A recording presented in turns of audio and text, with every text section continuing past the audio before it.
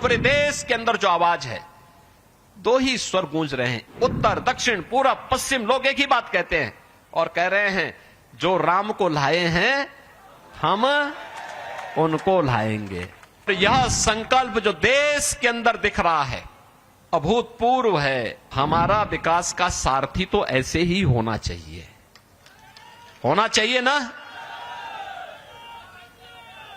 और यही कारण है पूरे देश के अंदर आज जो आवाज आ रही है वह यही आवाज है, एक स्वर है। 2 चरणों का चुनाव संपन्न हुआ है। बहनों और भाइयों में अब तक लगभग 9 राज्यों में भारतीय जनता पार्टी के प्रत्याशियों के समर्थन में जनसभाओं को करने के बाद आज मुझे मध्य प्रदेश भी आना पड़ा।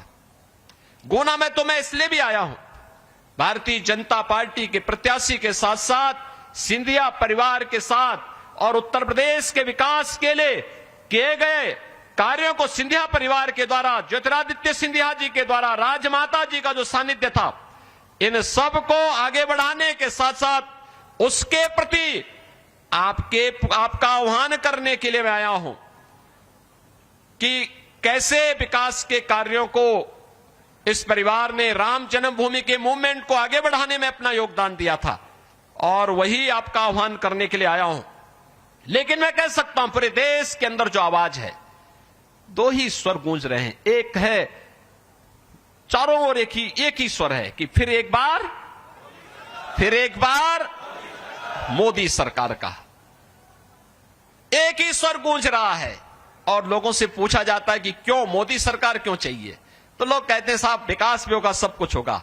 लेकिन उनके मन में एक ही बात है, उत्तर दक्षिण पूरब पश्चिम। लोग एक ही बात कहते हैं और कह रहे हैं, जो राम को लाए हैं हम उनको लाएंगे।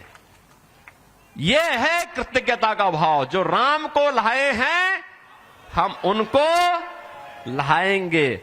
और यह संकल्प जो देश के अंदर दिख रहा है अभूतपूर्व है।